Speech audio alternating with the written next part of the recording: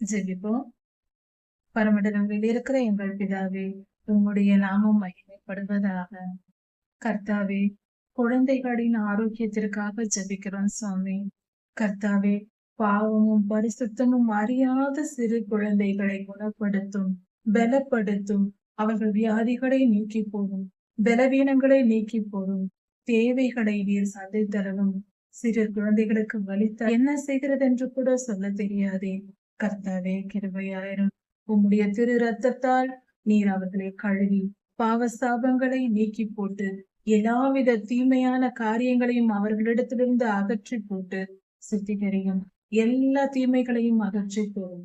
எங்கள் குழந்தைகளை நீர் ஆசீர்வதித்ததற்காக நன்றி செலுத்துகிறேன். ராஜாதிராஜா இயேசுவின் நாமத்தினால் பிதாவே. ஆமென். மாரநாதா.